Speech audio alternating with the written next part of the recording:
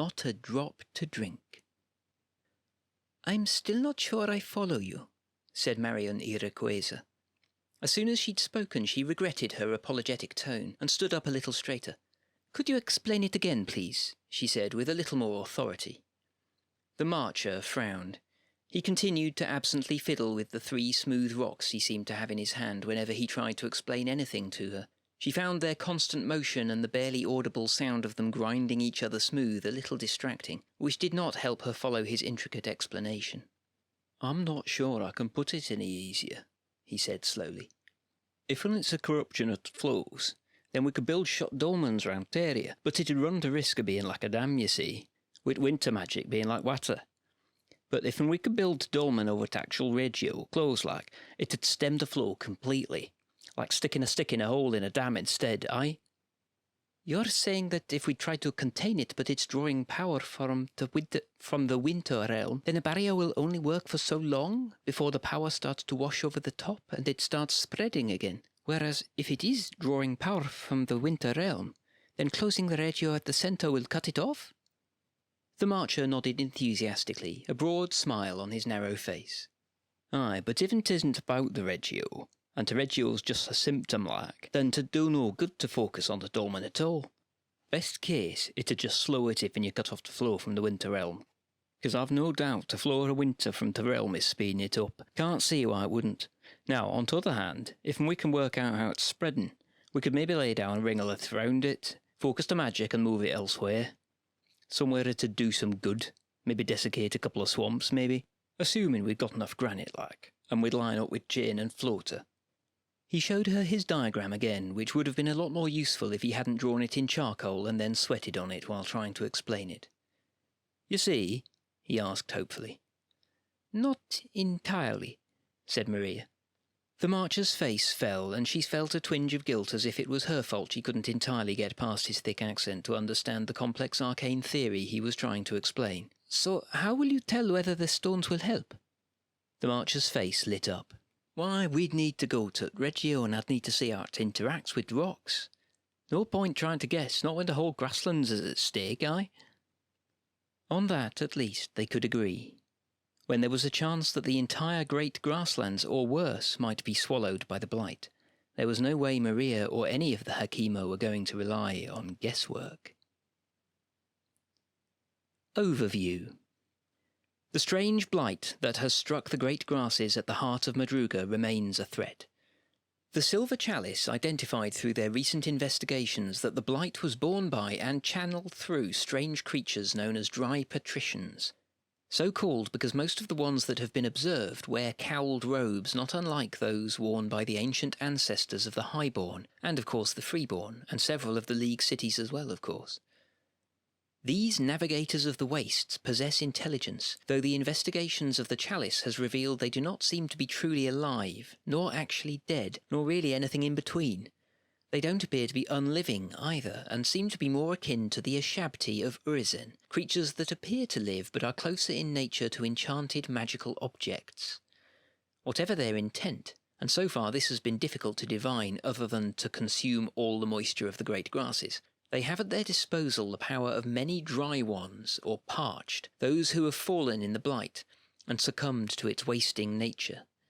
What is worse, as previously observed, some of the parched appear to be transforming into dry patricians. This appears to be a process that occurs as the last lingering stirrings of unlife leaves the dead body, and what was a person becomes only another object, which acts as a node of the blight's influence. Not a drop to drink. The blight has so far been contained by the use of the spring ritual Regrow the Land's Heart, which has been laid across Madruga twice so far. It regenerates the grasses at the edge of the blight, preventing it from spreading, and preserving the Empire's control of the region, but it does not seem potent enough to actually weaken or erase the blight. Unfortunately, the Silver Chalice's efforts at enacting their plan to destroy a dry patrician have thus far proven fruitless, and the gift of Ossagran spent, although it is likely that Lord Rain could be prevailed upon to provide some more if a concrete plan to permanently deal with the blight were presented. As such, no progress has been made in fighting the actual heart of the issue. As more and more parched convert into dry patricians, the pressure of winter magic contained within the grasses build. The ability of regrow the land's heart to contain the blight diminishes. There are also a few concerned about what continuous casting of regrow the land's heart might do to the rest of Madruga, but for the moment, the main concern is stopping the great grasses or the territory itself being transformed into a malignant desert. Continuous casting of regrow the land's heart will contain the blight, but only once it reached the borders of the great grasses. Based on the current rates of growth of the blight, observed effect of the ritual, and the current state of the stars and fate, things will stabilise by the winter equinox 385, where the great grasses region is no longer under imperial control, transformed into a deadly desert, but the blight would be held at the borders of the region. In the fullness of time, every parched will become a dry patrician, and with nothing left to drink save the continuously regenerating borderlands, will fall into dormancy. In theory, Ilium could be used to make the ritual permanent and remove any need to ensure the recasting. Given this would cost 120 rings of the rare star metal, this does not seem immediately feasible. It would buy time for a more permanent cure to be found, but it would mean a permanent and difficult-to-remove spring magic enchantment laid over Madruga. On the other hand, it would remove the possibility that a season passes without the ritual being cast. If that were to happen, all the pent-up winter magic would be unleashed in a powerful burst. Not only would the great grasses be lost, it is likely the desertification would spread across the entire territory, including to the populous city of Sirok and the prosperous towns of Khazar, Qatar and Trajados. It might even potentially stretch beyond Madruga. Immediate opportunities. Some freeborn have taken to muttering that this is the imperial version of the Valorn that destroyed Turuniel, and that this is the beginning of the end for the Empire, but those people are broadly dismissed as little more than doomsayers. There are worrying reports that a powerful winter regio has formed at the previous site of the estate of the Aldea de Tutamen, where the blight began, and it is drawing the dry patricians towards it. Fundamentally, everyone agrees that it would be better to actually deal with the problem, or at least that somebody should. Happily, the Sentinel Gate provides. There will be 3 conjunctions into the blight during the summer solstice. Each of them will provide different opportunities to advance the Empire's understanding of the problem and accelerate the search for a permanent solution. Reports back from previous excursions into the blight suggest that extreme dehydration bordering on an inhuman desire to consume the bodily fluids of others can be a side effect of exposure to the blight. An Emerald Tomb. Conjunction. According to a few witnesses, there is someone alive in the blight. They have somehow survived the terrible desiccating curse without succumbing to it. The few sightings of this person say they are dressed in the style of a highborn magister. It is believed that they are a living member of the Aldea de Tutamen family, although the freeborn and highborn egregores are certain that there are no citizens of their nation within the blight. If they are a still living member of the family, perhaps they can answer some questions about what has happened. A small group of unconquered hailing from Cyrene have been asking questions about the family over the last few months. They presume a connection between the freeborn family and the Tutamen, a patrician family of old Highguard before the Revelation. It had been assumed that they died out during the Civil War, but it appears some may have survived and gone into exile in what is now the Brass Coast.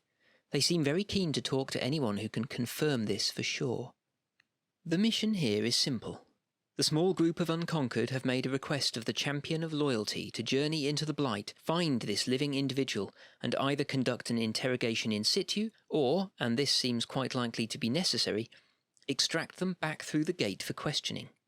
As this is primarily a magical matter, no crime has yet provably been committed, but it is quite likely the magistrates will take an interest in events all the same.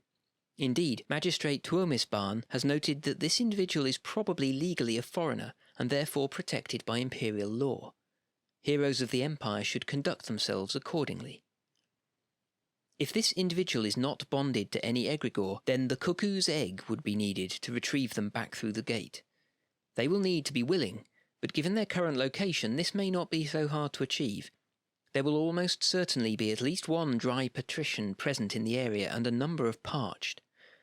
While the objective of this mission is not specifically to destroy these creatures, if the heroes of the Empire plan to do so, they should bring the appropriate ritual assistance. Given that this involves a direct request to the Champion of Loyalty, it is the responsibility of the incumbent, Dagon, to recover the individual. A Scorched Field. Conjunction. The Hakima of Madruga have uncovered a minor regio tied to the Winter Realm that has formed within the Blight. Limited observation suggests that the place is attracting the dry patricians and the parched, especially those parched who are on the verge of transforming into dry patricians. So far, the opportunity to observe the regio has been limited, but there may be a chance for closer examination.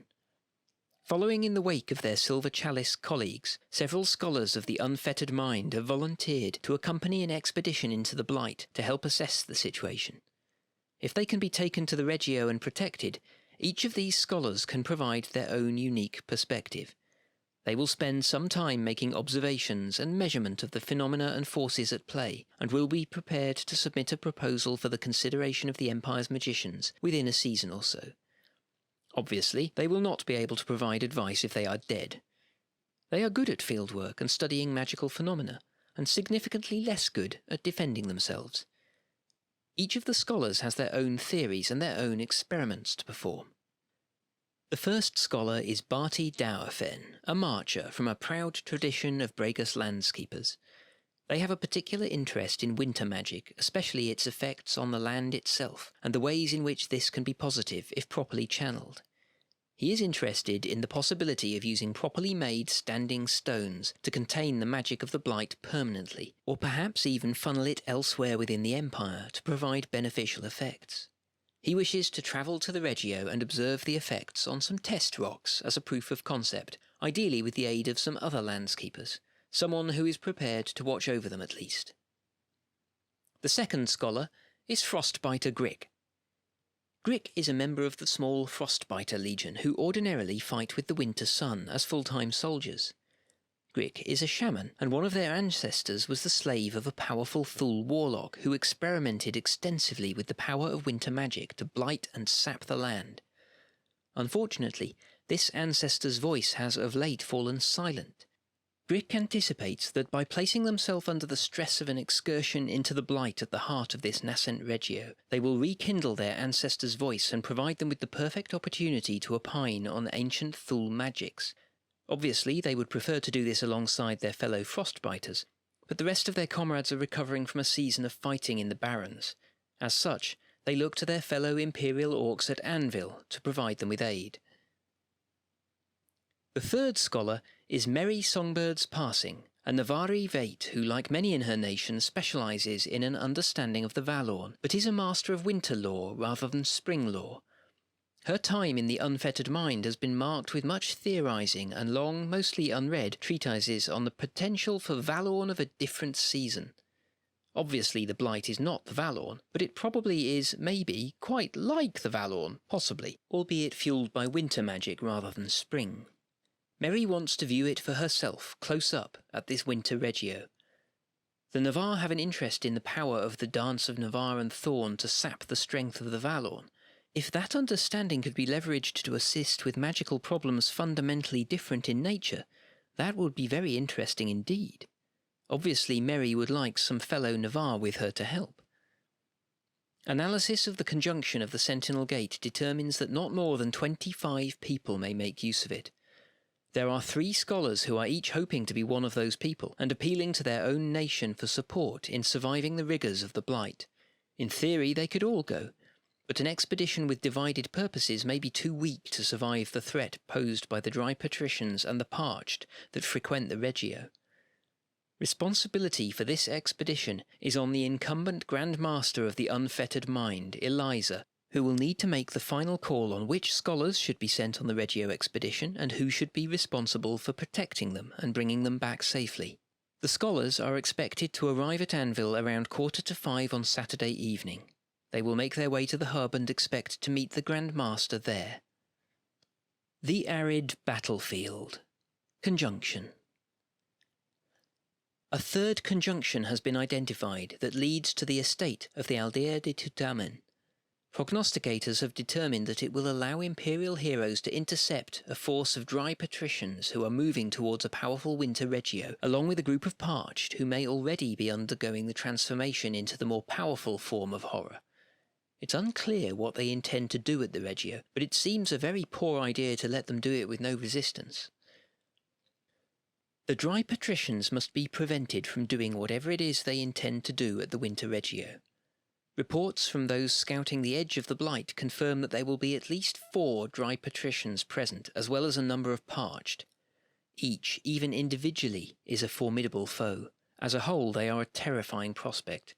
If at least 4 dry patricians can be successfully destroyed using words of ending, which will need to be cast at magnitude 20 for each of them, divinations indicate that this will be sufficient to drive them off, at least for now. There is an alternative, of course. There is a ritual in Imperial law that could be employed here that would definitively stop the dry patricians' efforts in the area, the rarely cast Wind of Mundane Silence. If this was successfully cast on the powerful regio, it would destroy it. Of course, this would represent a mammoth undertaking, a magnitude 150 ritual, not being able to draw on the power of the regio. But even if the choice is made to not attempt to cast the wind, killing even a single dry patrician would be a success not yet achieved. Given that this involves a danger to the territory of Madruga, it is the responsibility of the senator, Chiara Zayden Requesa, to deal with the threat.